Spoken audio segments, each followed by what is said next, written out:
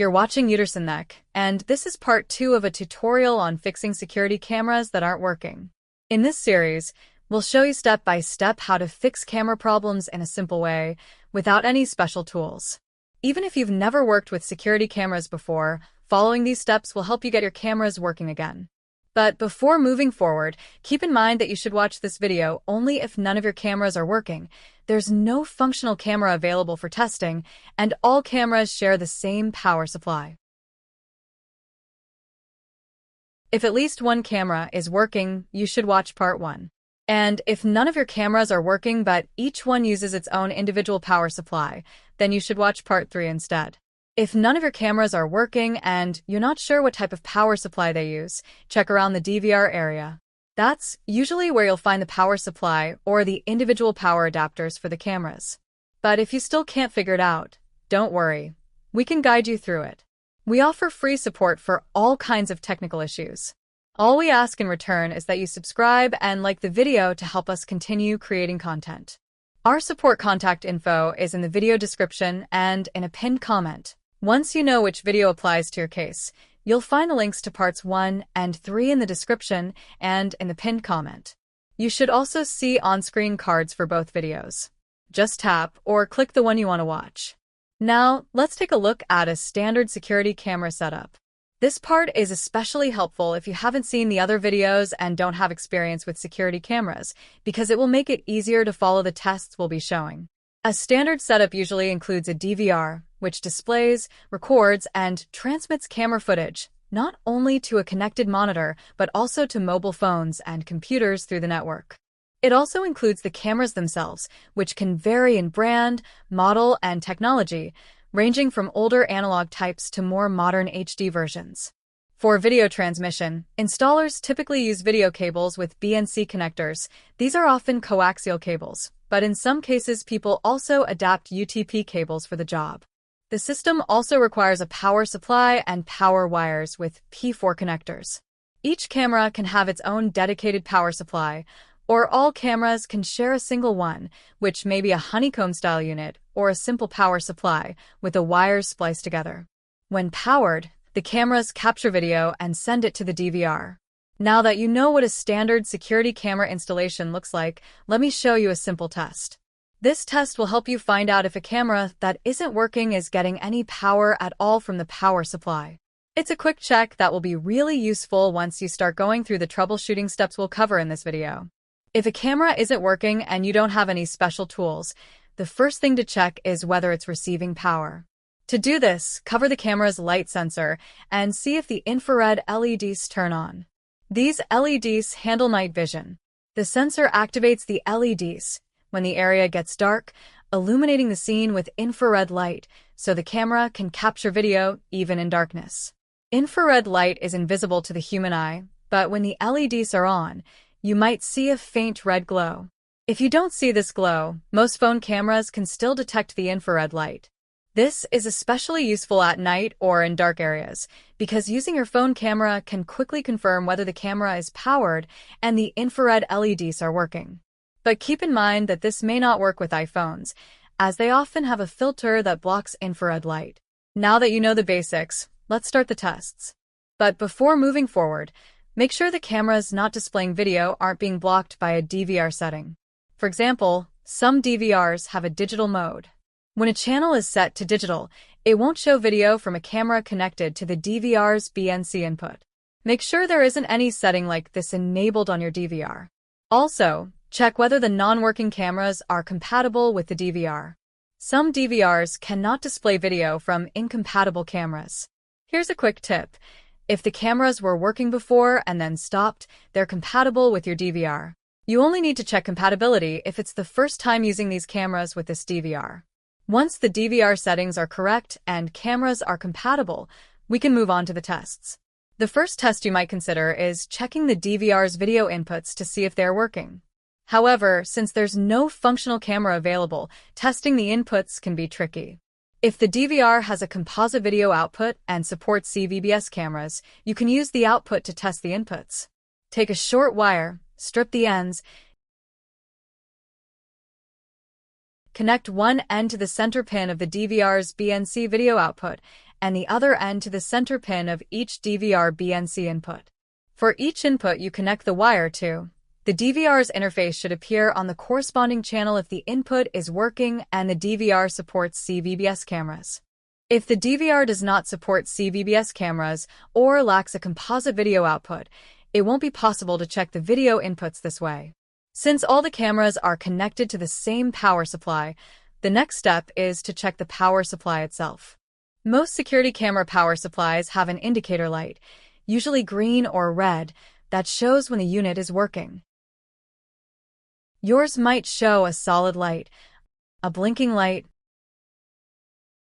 no light at all, or it might not have an indicator light. Each of these situations requires a slightly different approach, and the results will mean different things. Let's start with a case where the light is blinking or completely off. If the power supply light is off, the first thing to do is make sure it's properly plugged into the wall outlet. Plug it in and check if the cameras start working. If all cameras start working, the problem is solved. If only some cameras start working while others don't, just keep watching. We'll soon show you how to solve the problem when you have at least one working camera. But if none of the cameras start working and the light remains off or keeps blinking, continue with the next tests. The next test helps check whether the power supply itself is faulty. Unplug the power supply from the wall to turn it off. Disconnect one wire from each camera, preferably the positive wire, which is usually red. Plug the power supply back into the outlet. If the indicator light stays off or keeps blinking, the power supply is faulty and needs to be replaced with one that has the same specifications. If the light turns on and stays steady, move on to the next test. The next step is to find out where a short circuit might be, whether it's in a cable, connector, or camera. Keep the power supply on and reconnect the positive wires one by one.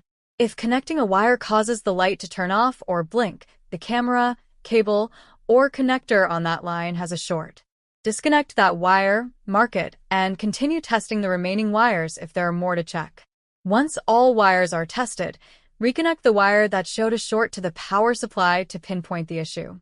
Disconnect the P4 connector from the camera. If the power supply light turns on steadily without blinking, the camera is faulty and needs to be replaced. If the light stays off or blinks, disconnect the positive wire from the P4 connector.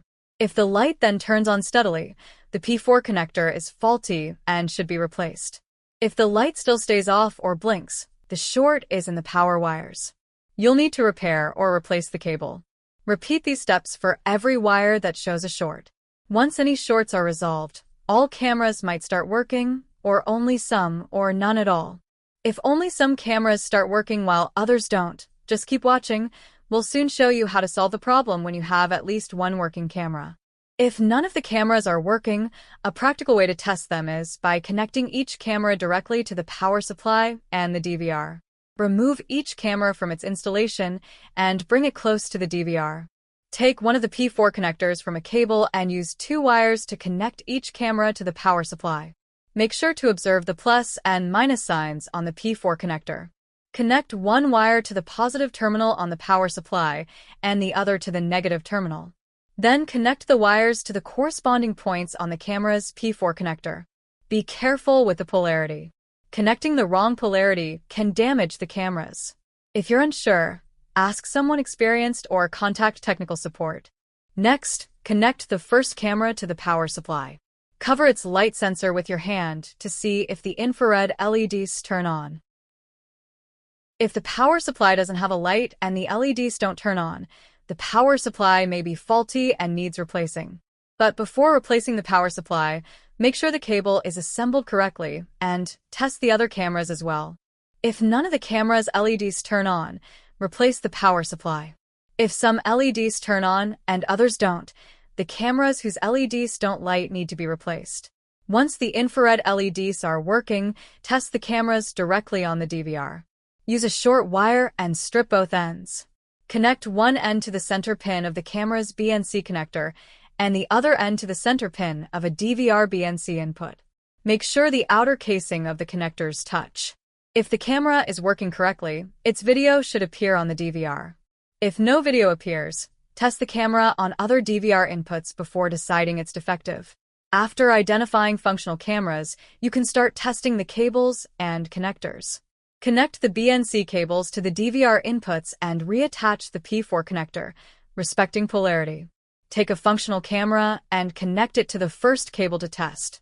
If the video appears on the DVR, the cable is fine, and you can install a permanent camera on it.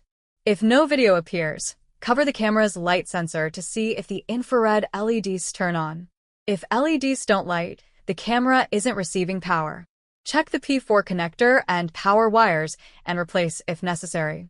If LEDs do light, check the video cable and BNC connectors.